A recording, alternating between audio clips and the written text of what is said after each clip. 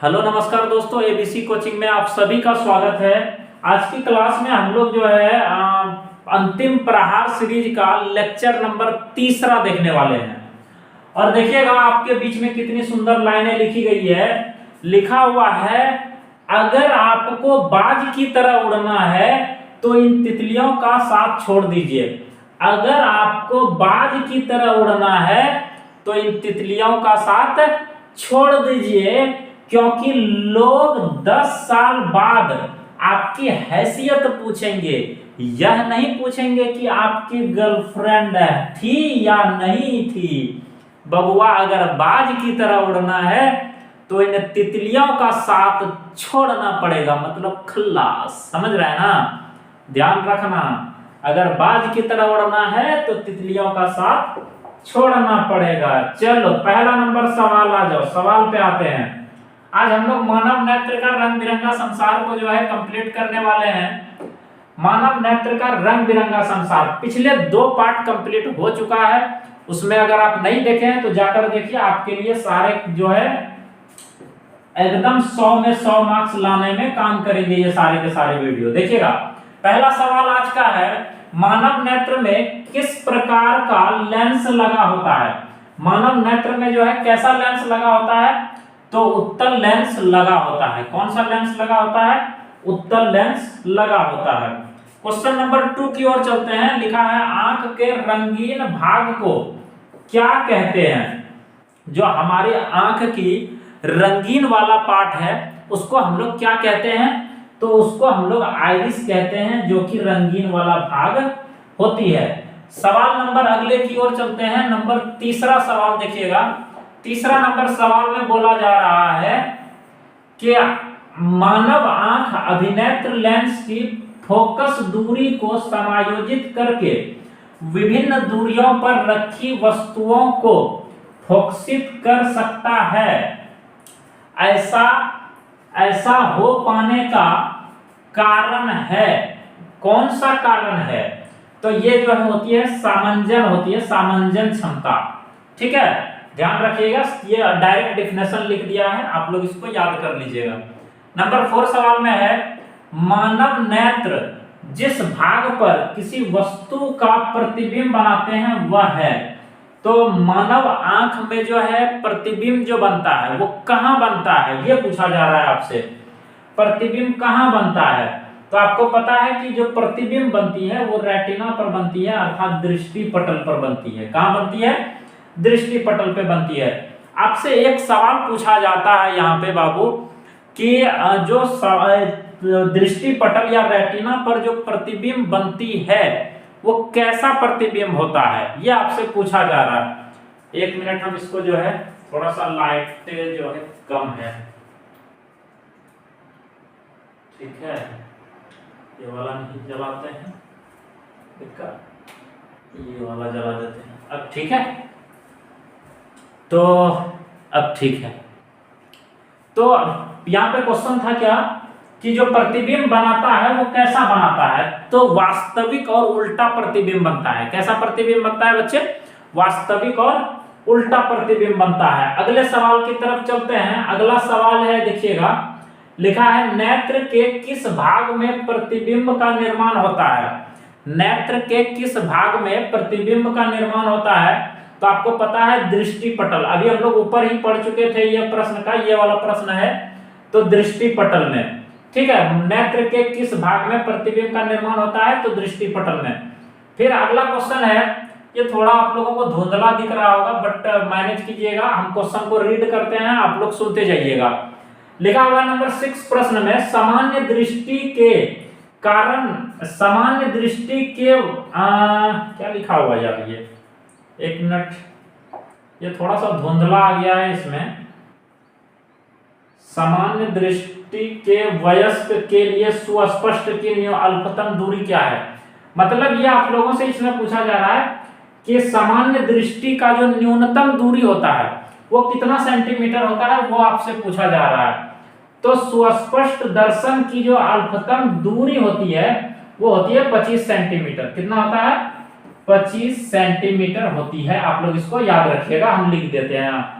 ठीक है, option number 3 इसका सही हो जाएगा।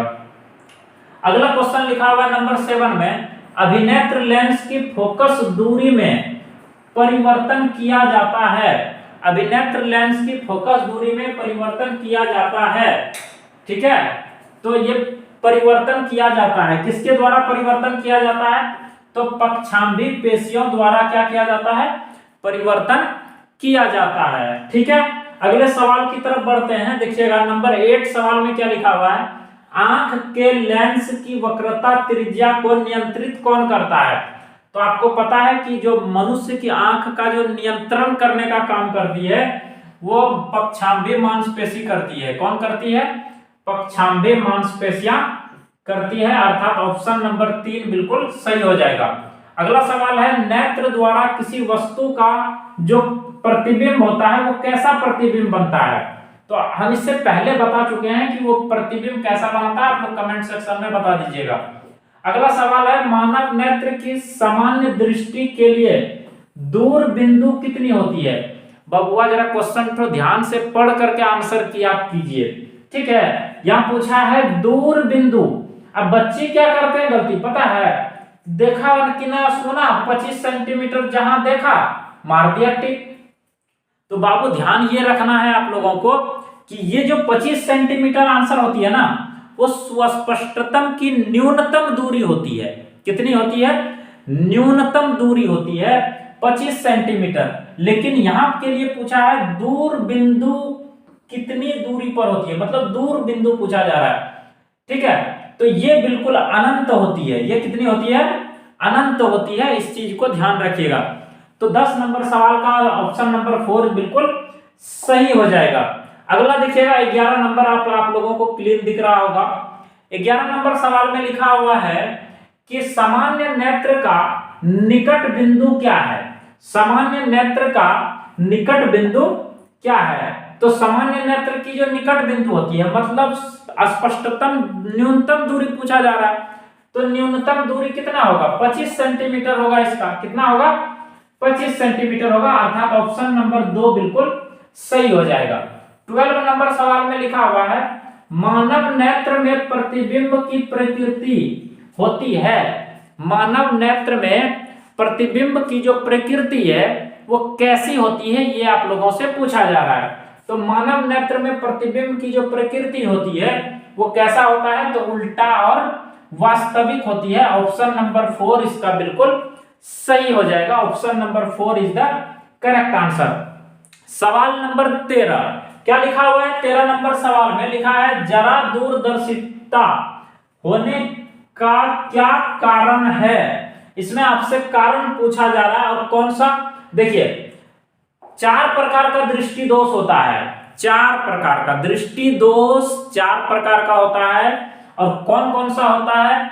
एक होता है निकट दृष्टि दोष, दूर दृष्टि दोष, और एक जरा दृष्टि दोष, जो अभी क्वेश्चन आप लोगों को मिला, जरा दूरदर्शिता या जरा दृष्टि दोष, ठीक है।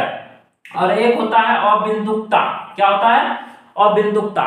तो ये 4 टाइप के होते हैं, आप लोग चारों के बारे में ध्यान रखिएगा। आइए सवाल की ओर चलते हैं। लिखा है इसका जो है होने का क्या कारण है? तो याद रखिएगा, जो सामंजन क्षमता है, सामंजन क्षमता जब घट जाती है किसी व्यक्ति का, तब ये वाला बीमारी उसको हो जाता है। अगले सवाल की तरफ चलते हैं, नंबर 14। और 14 नंबर सवाल में आप लोगों से लिखा हुआ है, अभिनेत्र लेंस की क्षमता किसके कारण वह अपने फोकस दूरी को समायोजित कर लेता है, क्या कहलाता है वह?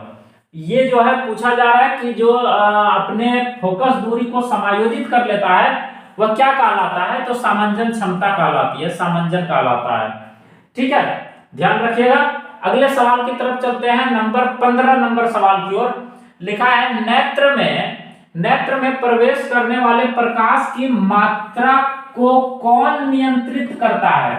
तो ये जो नियंत्रित करने का काम करता है, तो ये प्यूपिल का काम है। किसका काम है? प्यूपिल जो है ये नियंत्रित करने का काम करता है। प्यूपिल मतलब पुतली। पुतली जो है क्या करता है? प्रकाश की मात्रा को नियंत्रित करता है। आपसे ये क्वेश्चन पूछा जाएगा, मतलब पूछा जाएगा कि प्रकाश की मात्रा को नियंत्रित कौन करता है? तो प्यूपिल करता है, पुतली करता है। प्रतिबिंब कहां बनता है? तो रेटिना पर बनता है। याद रखिएगा, आइरिस रंगीन भाग को कहा जाता है परितारिका।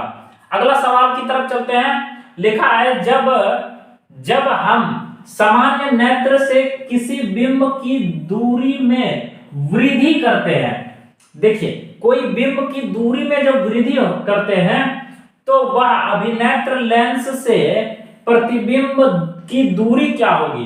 बढ़ जाएगी, घट जाएगी, या कोई परिवर्तन नहीं होगा, या क्या होगा? ये चीजें आप लोगों से पूछा जा रहा है।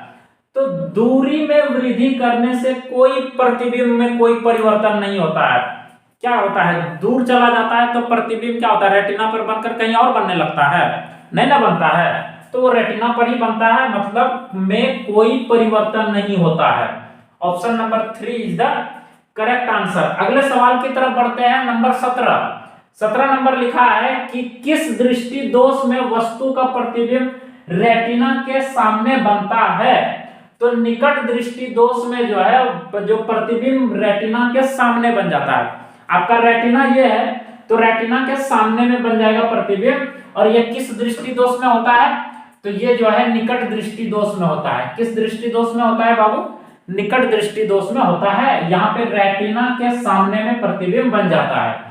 अगला सवाल है आपके पास, निकट दृष्टि दोष को किस लेंस से दूर किया जाता है? तो आपको याद रखना है अवतल लेंस। निकट में हो गया अवतल, निकट में कौन सा हो गया? अवतल हो गया। और दूर दीर्घ दृष्टि दोष अर्थात दूर दृष्टि दोष को किस लेंस से दूर किया जाता है? तो इसमें आपको याद रखना है उत्तल। ठीक है, ध्यान रहेगा। बड़ा वाला बड़े वाले के साथ जाएगा। देखिए निकट में देखिए कितना अक्षर है? 9 हर्षी, 2 हो गया, एक 9 और एक हर्षी का 2 3 एक ही 4, इसमें भी तो लो 4, मतलब निकट में भी 4 वर्ण मिलकर के बनाया है और ये भी 4 मिलकर बना है। तो 4 से 4 बड़ा वाला के साथ। दीर्घ में देखिए 1 2 और ये इसको गिनिएगा तो ये भी दिखिएगा 3 हो गया। देखिए 2 फिर दीर्घिकार, तो 2 हो गया, 1 दीर्घिकार हो गया 2 और घ 3 हो गया। तो यहाँ देखिए हर्षहु आधो तो फिर लो, तो इसमें देखिए इस तरह है ना 3 3 वाला। तो ध्यान रखिएगा छोटा से छोटा में बड़ा वाला के साथ। ठीक है, ध्यान रखिएगा। होप आप समझ गए होंगे। निकट दृष्टि दोष को दूर करने के लिए हम लोग कौन सा? अवतल, और दीर्घ दृष्टि दोष को दूर करने के लिए उत्तल लेंस का प्रयोग करते हैं। चलिएगा अगला सवाल देखिएगा। अगला नंबर 20 लिखा हुआ है, जरा दूरदृष्टि दोष को दूर करने के लिए किस लेंस से दूर किया जाता है? तो आपको याद रखना है बायोफोकल लेंथ, मतलब द्विफोक्सी लेंस इसको बोला जाता है। कौन सा लेंस बोला जाता है? द्विफोक्सी लेंस बोला जाता है। तो आज की इस वीडियो सेशन में हम जो है इसको 20 नंबर तक ही छोड़ते हैं। इसके नेक्स्ट पार्ट में इस चैप्टर को कंप्लीट करेंगे। और ये वीडियो आप लोगों को कैसा लगा कमेंट सेक्शन में राय जरूर दीजिएगा, और अदर दोस्तों के साथ शेयर जरूर कीजिएगा ताकि दूसरे बच्चे को भी इसका लाभ मिल सके। मिलते हैं अगली वीडियो में, तब तक के लिए bye, take care, love you all.